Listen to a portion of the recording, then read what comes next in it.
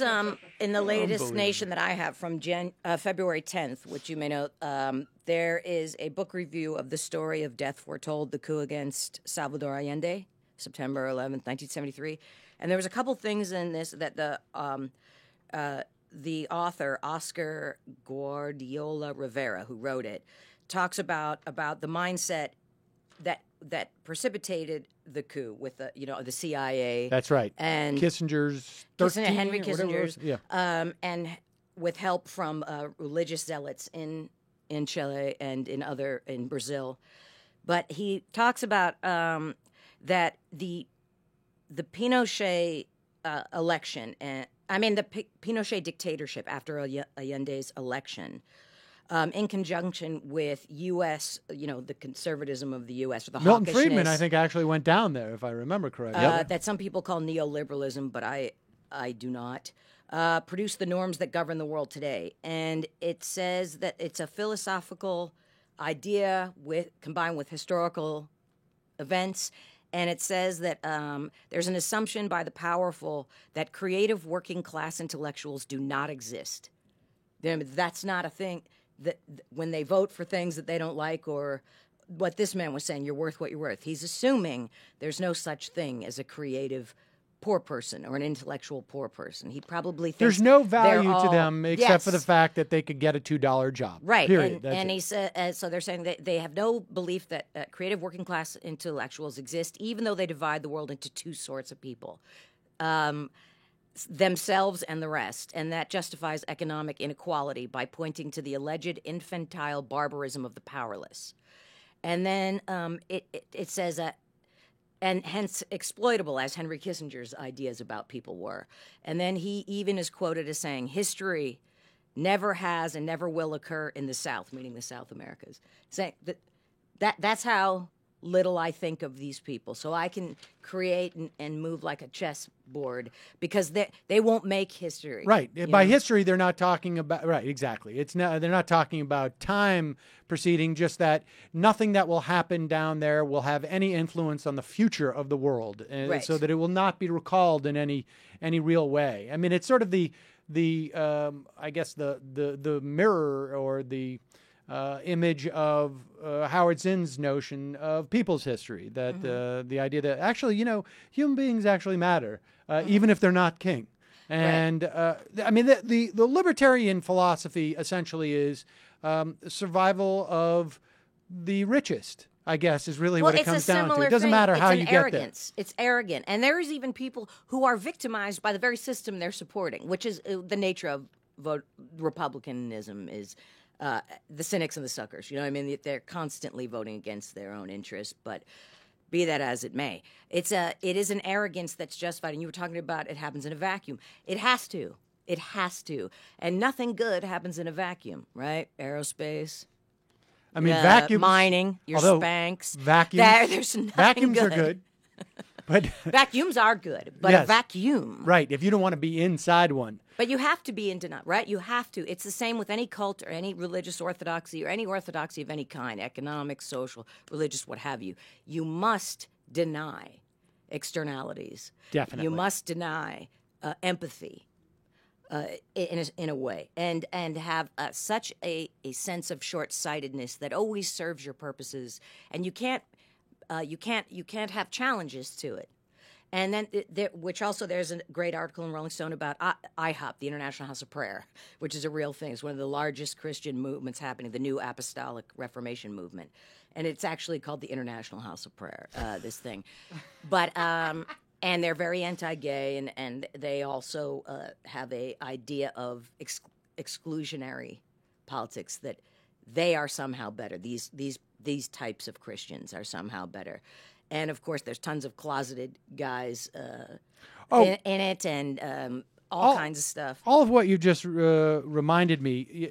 Yesterday on the program, we had Austin Ruse from CFAM. What was that? The Catholic Families and Human Rights Institute? Something to that effect. I'll double check. And that's a frightening name, but was he a good guy? But no. He wasn't a good Catholic. Because when I hear families or values or heritage or tradition or Americans in the title of anything, I know that if it was the Catholic Human Rights Institute, that might be a good thing. There we go. Woo! Austin, we had done a video about a piece he had done on radio about the horrors of DVRing a Food Channel show called Chopped. Watching it right. back. Oh, that's with his brutal on daughter. Chopped. Well, It is cutthroat. I mean, have you seen some of those dishes? Sloppy. Sloppy. And then they try and say, I'm so sorry, but my wife is dying of... They always do that, like when they're about to get criticized for their dish. That was part of the problem, was that it turned out one of the contestants' wife was a woman.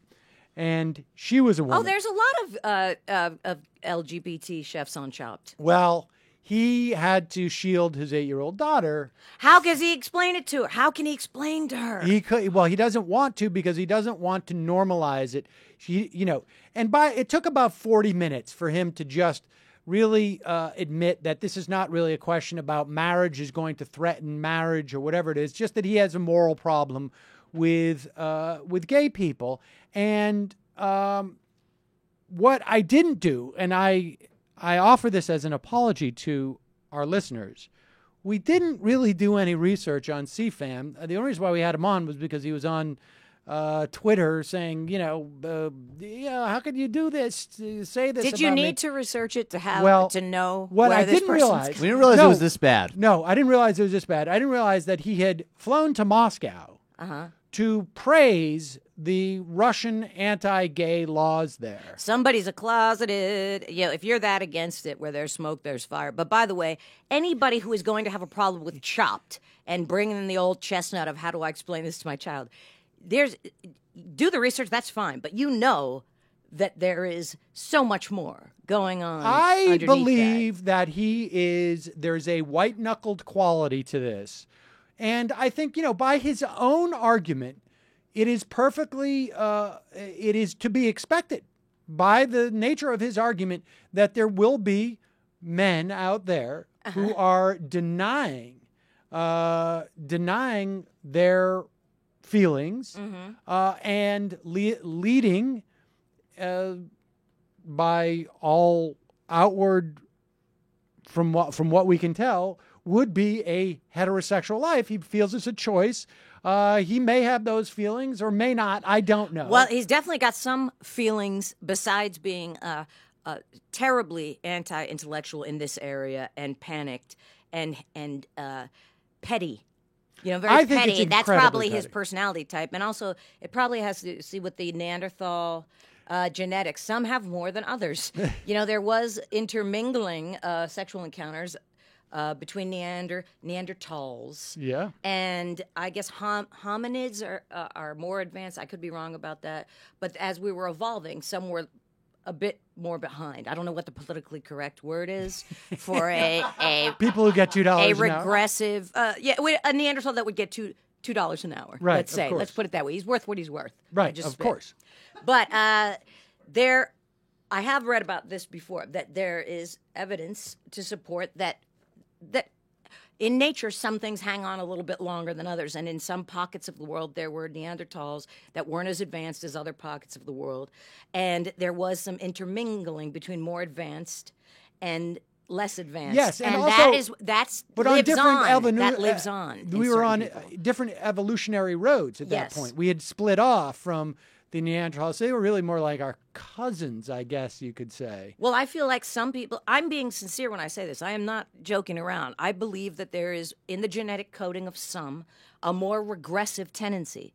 Nature and nurture is both. They are neurologically wired a certain way, but anybody who is like the Koch brothers or Michelle Bachmann or, anywhere in the world, people who stand against inclusiveness or social evolution or fairness or tolerance, any of these things, and then make a career of it.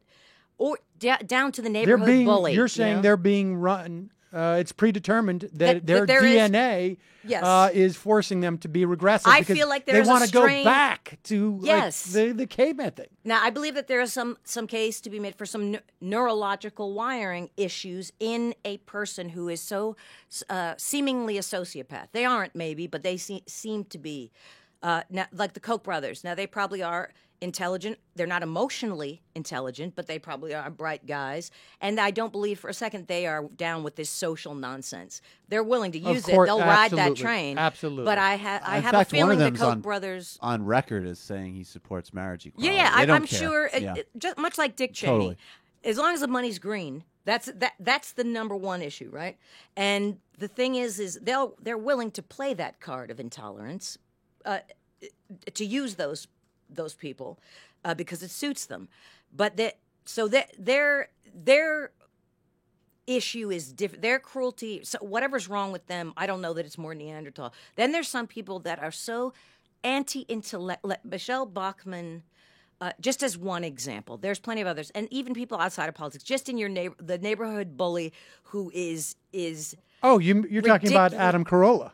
Yeah, for a type, as a type. But I'm saying in anyone's hometown or anything like that, there is a strain of Neanderthal genetics in them that I think is stronger. Oh, you're definitely than talking about other Adam people. Carolla.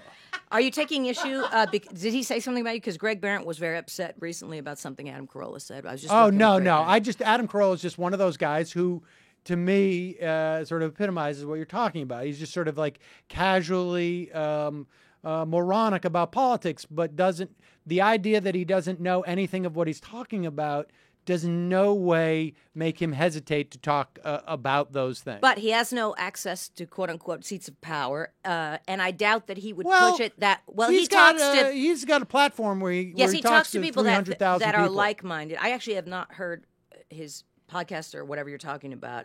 I'm assuming that he, just by judging from some of the humor that I have seen. I'm not even talking about his humor. I mean, occasionally he'll just sort of wade into sort of libertarian arguments. Oh, okay. Those type of like sort of casual, common sense. It's all about common sense. Right. there. Well, that's just an easier way to live for him. It's just easier way to live. There are a number of what would male Greg Barron comics get who upset have that. about? I guess Adam Carolla said a very nasty, unkind thing about him in general. Oh. In general. Okay. And so I thought maybe you were. No, bringing no, it up I because don't. he You said know, I don't take The worst part to about Adam, personal attacks. the worst part about Adam I know Carolla that's not is that he's not knowledgeable enough about anything, so he never wants to engage in any debate. He just says Right. what he says, and then he just. But that's the That's nature blocks of lots everybody of. else. That's When the I nature bring of a him up- lot of those people. When I bring him up, I'm they just don't- goading. He's not funny. When I bring him up, I'm just goading him. That's it. I mean, I don't even have a specific complaint, but I'm just goading him. But on I the doubt he off would go chance- to the mat Oh, no, he won't. to harass people. I No. doubt he would move towards His whole action family could be forced to harass sit people. down and see me goading him, and he still wouldn't do it because he knows that he couldn't justify or explain any of his political positions, Mm-hmm. so he would never engage. So there's nothing I could do to goad him enough. But But You I'm certainly also, did try right there. what I'm also saying is he probably wouldn't go into society to stand in the way of somebody. You know what I mean? Like, he's not going to block a gay marriage or any I doubt. I don't know if he would I don't block a think gay he would. marriage, but he goes on Fox occasionally. I don't picture him getting active himself, but I could Yeah. certainly picture him throwing money to an organization that would do it for him. Oh, I actually doubt he would I want to doubt part with his that, money. Really? I don't Yeah, think. Yeah, I don't no. think he would part I with don't his think money. there's too many towards There's anything too other many than, like, the built-in new- kegerators to buy. No, I feel like he actually wouldn't throw money behind it either. I am not denying or invalidating what you guys are saying, and I am sure he says conveniently unkind things that are Right, but he's not pretend engaged. It's political just casual. platforms. It's just casual. But for me, that's just I find that Well, he may have more Neanderthal genetics. Either way, somebody I'm sure will tell him that that he's being called out or something, whatever. The way the nonsense goes through the web. So maybe you will get your wish that. one can only hope.